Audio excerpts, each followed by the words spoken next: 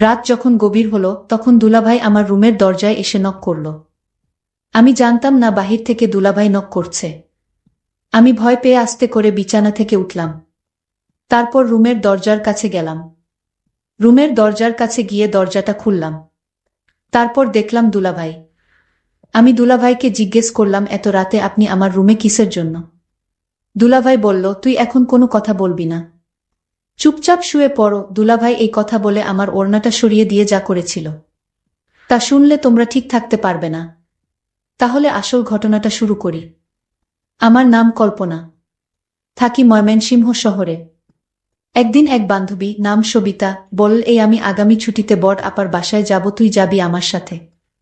কল্পনা আপা এখন কোথায় থাকে তা বললি না আগেই, কিভাবে বলি যাব কিনা? ও হ্যাঁ, এই দেখ, আসল কথাই বলা হয়নি, শোন, বড় আপা এখন চট্টগ্রাম থাকে। যাবি? হ্যাঁ যেতে পারি, যদি মাকে রাজি করাতে পারিস। ঠিক আছে, সে ভার আমার। সত্যিই কলেজ বন্ধ হবার পর বাসায় ফিরে এলাম। বিকেলে সবিতা এসে হাজির। মায়ের কাছে বসে অনেকক্ষণ ভূমিকা করে আসল কথা বলল, খালাম্মা, আমি পরশু দিন চট্টগ্রাম যাব। বড় আপার বাসায় কল্পনাকে আমার সাথে যেতে দিবেন? না, কল্পনা কিভাবে যাবে? আমি রাজি হলেও ওর বাবা দিবে না। তাছাড়া তুমি কার সাথে যাবে? কেন, দাদা নিয়ে যাবে। আমি কয়েকদিন থাকব। দাদা আমাকে রেখে চলে আসবে, আবার বড় আপার সাথে আমরা ফিরব। কয়দিন থাকবে? বেশি না, মাত্র 1 সপ্তাহ। ও, কল্পনা আসবে? হ্যাঁ, আপনি একটু বলেন খালুকে। আচ্ছা দেখি। শেষ পর্যন্ত বাবা রাজি হলেন। চট্টগ্রামে কল্পনা আপার বাসায় এসে পৌঁছে দেখি এলাহি কারবার, তার শ্বশুর শাশুড়ি সহ আরও প্রায় 5-6 জন মেহমান এসেছে গতকাল। খাওয়া দাওয়ার পর এখন চিন্তা শোয়া হবে কোথায়। আপা পাশের বাসায় গেল, সে বাসায় ভদ্রলোক একা আছে, তার ফ্যামিলি গেছে ঢাকায়।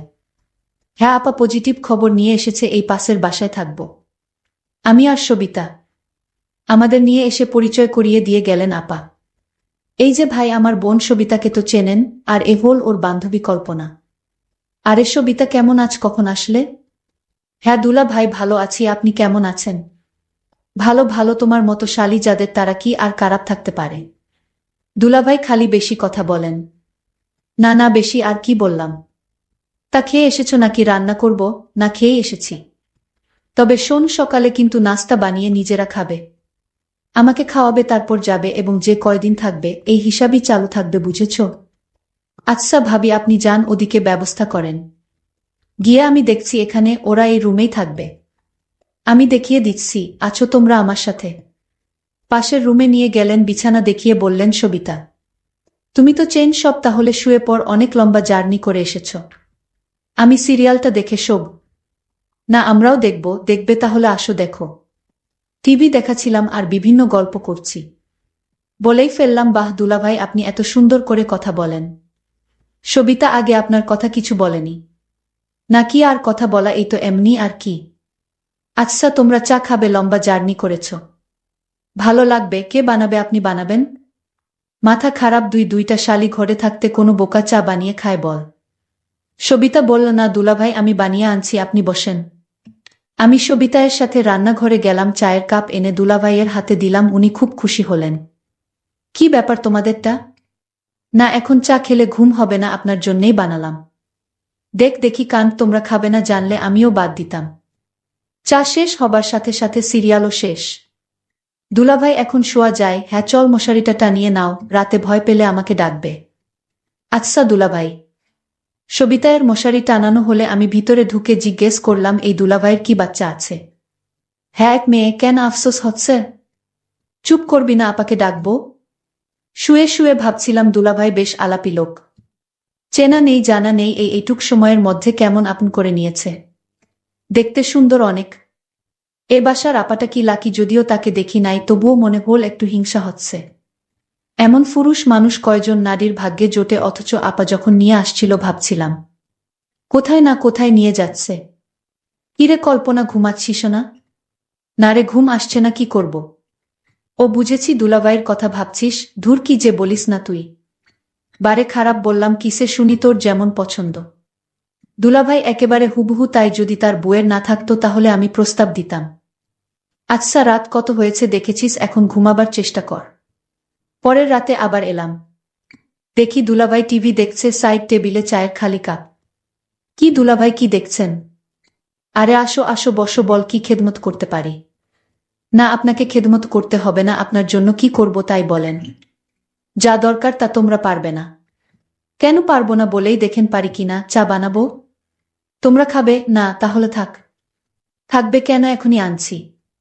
দেখ, যদি পারো ভালোই হয়। সেই সন্ধ্যা থেকে ভীষণ মাথা ধরেছে। টিভিতে আমার প্রিয় একটা সিরিয়াল চলছিল, কিন্তু সবিতায়ের ঘুম পাচ্ছিল বলে ও ঘুমাতে চলে গেল। আমি কি করি ভেবে রয়ে গেলাম, দেখেই যাই। চা খেয়ে দুলাভাই বললেন, একটু কড়া করেছ বলে চাটা ভালো হয়েছে, দেখি যদি মাথাটা ছাড়ে। এ কি দুলাভাই, আপনার চোখ এমন লাল হয়ে আছে, কপালের পাশে রগ ফুলে গেছে কেন? ওই যে বলছি না, মাথা ব্যথা, এটা আমাকে খুব কষ্ট দেয়। মালিশ করে দিব? না থাক, তুমি বেড়াতে এসেছ, আবার কি মনে করবে? কি যে বলেন দুলাভাই, কি মনে করব, আপনার কষ্ট হচ্ছে তো। আর তাছাড়া মাথা ব্যথা কমাতে মালিশের কোনো বিকল্প নেই। দুলাভাই, আমি মালিশ করে দেই আপনার কপালটা, তাহলে ব্যথা কমে যাবে। না, তুমি পারবে না। এই জন্যে আমার স্ত্রী আমাকে ছেড়ে সাধারণত কোথাও যায় না। এই যন্ত্রণাটা খুব খারাপ, আমি এতক্ষণ শুয়ে পড়তাম, তোমাদের জন্য বসে রয়েছি। আচ্ছা, সবই ঠিক আছে, এখন আপনি কোনো কথা না বলে চলেন, বিছানায় শুয়ে পড়েন। আমি আপনার মালিশ করে দেই, আমি ভালো মালিশ করতে পারি। মায়ের মাথায় ব্যথা আছে তো, তাই সবসময় মালিশ করতে হয়। কিন্তু সবিতা দেখলে কি বলবে? আরে অসুখ হলে সবাই মানুষকে সেবা করতে পারে, এই নিয়ে আপনার ভাবতে হবে না দুলাভাই। আরে ধুর সবিতা, ঘুমিয়ে পড়েছ, আপনি জানেন না ওর ঘুম মরার মত। আর জানলেই বা কি আসে যায়, অসুস্থ মানুষের সেবা করতে হবে না? ও তাহলে চল। দুলাভাই উঠে তার শোবার ঘরে গেল। আমি সবিতাকে এক নজর দেখে দুলাভাইয়ের পিছনে গেলাম। আপনারা বিশ্বাস করেন, আমার অন্য কোনো উদ্দেশ্য ছিল না। লাইট জ্বালাতে চেষ্টা করল, কিন্তু লাইট কিছুতেই জ্বলল না। একই টিউবটা আবার গেল, ধ্যাত, এই জন্যে আমার টিউব লাইট একেবারে পছন্দ না। শেষ পর্যন্ত ডিম লাইট জ্বালাতে হলো। দুলাভাইকে আমি তার মাথায় মালিশ করে দিচ্ছিলাম। দুলাভাই বলল, তুমি তো দেখি একেবারে ডাক্তারের মতো মালিশ করতে পারো। কি যে বলেনে দুলাভাই, আমার মায়ের মাথায় প্রতিদিন মালিশ করিত, তাই অভ্যাস হয়ে গেছে। দুলাভাই বলল, তাই তো বলি, এত ভালো করে মালিশ করা কোথায় থেকে শিখলা? দুলাভাই, আপনারে একটা কথা বলি, আপনি যদি বিয়ে না করতেন তাহলে আমি আপনাকে বিয়ে করে নিতাম। আপনাকে বিয়ের প্রস্তাব দিতাম। আমি তাকে জিজ্ঞেস করলাম, কেন? দুনিয়ায় এত মানুষ থাকতে আমার প্রতি নজর পড়ল কেন গো? দুলাভাই, আপনার মতো মানুষ আমি কোনোদিন দেখিনি। আপনি যেমন সুন্দর তেমন আপনার কথাবার্তা। আপনি যাকে বিয়ে করেছেন সে তো ভাগ্যবতী। আরে তুমি যা মনে করছো তা না। তুমি হয়তো ভাবছো আমি বিয়ে করে অনেক ভালোই আছি, কিন্তু আমার মনের অবস্থা তুমি জান না। আমি আসলে এই সংসার নিয়ে ভালো নেই। তোমার ভাবির আচার আচরণ তেমন একটা ভালো না। তোমার ভাবি আমায় তেমন পছন্দ করে না। আমি বললাম, দুলাভাই, আপনি কি বলেন এসব? আপনার মতো একটা সুদর্শন মানুষকে ভাবি পছন্দ করে না? এটা কি করে হয়? আমার এই কথাটা বিশ্বাস হচ্ছে না দুলাভাই। তুমি যদি বিশ্বাস না করো তাহলে আমার করার কিছু নাই। আমি সত্যি বলছি, আমি আসলে তোমার ভাবিকে নিয়ে ভালো নেই। আচ্ছা দুলাভাই, আজ ঘুমান, আমি আমার রুমে গিয়ে ঘুমাই। ঠিক আছে, কাল কথা হবে। আর আমি তো আছি, সবিতা যতদিন আছে। আমি তাকে ডাক দিলাম আর বললাম, শোন, তুমি যে আমার মাথা ব্যথা দূর করেছ তাই তোমাকে অসংখ্য ধন্যবাদ।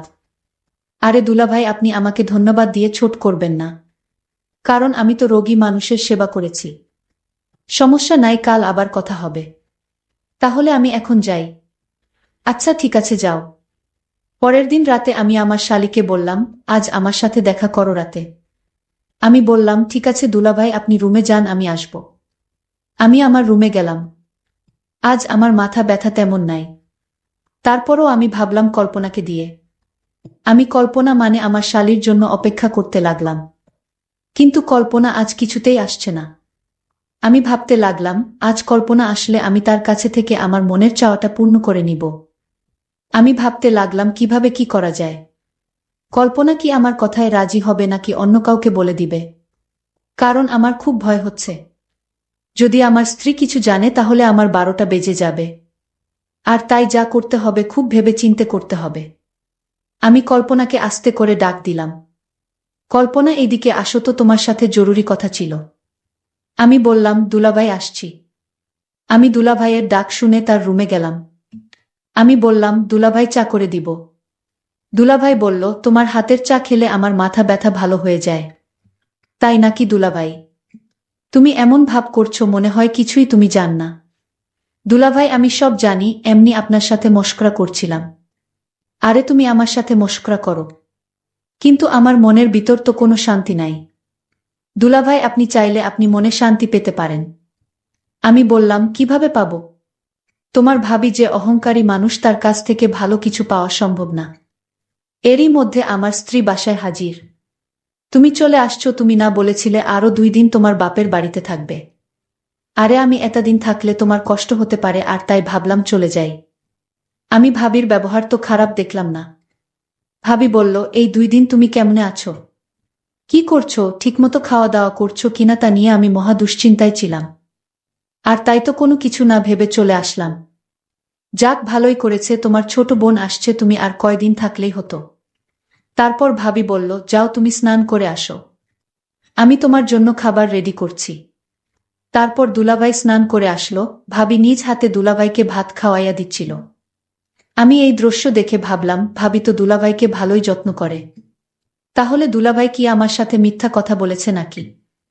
আর দুলাভাই আমার সাথে মিথ্যা কথা বলবে কেন? এখন আমি বুঝতে পারলাম, দুলাভাই আমায় মিথ্যা বলে আমার কাছ থেকে কিছু আদায় করতে চাইছিল। যাই হোক, দুলাভাইয়ের মক্কল বুঝতে আর আমার বাকি রইল না। আমি রাতে আমার রুমে খাওয়া দাওয়া শেষ করে সবাই ঘুমাতে গেলাম। তারপর রাত যখন গভীর হলো, তখন আমার রুমের দরজায় কারো নক পেলাম। তারপর আমি ভাবলাম, এত রাতে কে দরজায় নক দিল? আমি কিছুটা ভয় পেলাম। তারপর আমি আস্তে আস্তে বিছানা থেকে উঠলাম আর দরজার কাছে গেলাম। তারপর মনে সাহস নিয়ে রুমের দরজাটা খুলে দিলাম। তারপর যাকে দেখলাম সে আর কেউ না, সে আমার দুলাভাই। আমি দুলাভাইকে বললাম, আপনি এত রাতে আমার রুমে কিসের জন্য? দুলাভাই বলল, ওই দিন তোমায় বলেছিলাম যে আমার কপালে সুখ নেই। আমার মাথা প্রচণ্ড ব্যথা করছে, অথচ তোমার ভাবিকে বললাম আমার মাথা ব্যথা করছে, একটু মালিশ করে দাও। সে রাগ দেখিয়ে বলল, আমি পারবো না। মাথা ব্যথা করলে ট্যাবলেট খাও। কিন্তু ট্যাবলেটে তো আমার মাথা ব্যথা সারে না। তোমার ভাবির আচার ব্যবহার আমার কাছে কিছু ভালো লাগে না। আমি দুলাভাইকে বললাম, তাহলে এখন আমি আপনার জন্য কি করতে পারি দুলাভাই? উনি বলল, তুমি তো ভালো মালিশ করতে পারো, তাই বলছিলাম। আমার মাথায় প্রচুর ব্যথা করছে, তুমি আমার মাথায় মালিশ করে দিলে ব্যথাটা কমে যাবে। তুমি যদি আমায় একটু সাহায্য করো। তখন কল্পনা বলল, করে দিতে পারি, তবে একটা শর্তে দুলাভাই। আমি কল্পনাকে বললাম, কি শর্ত তোমার? আমি তোমার সকল কথায় রাজি আছি। দুলাভাই, আপনি অদ্ভুত মানুষ। আগে আমার শর্তটা তো শুনবেন, তারপর আপনার কথা রাখব। দুলাভাই তখন বলল, কি শর্ত শুনি বলো। আমি বললাম, দুলাভাই, আপনি ভাবির সাথে রাতে যা করেন, আমিও আপনার কাছ থেকে তা পেতে চাই।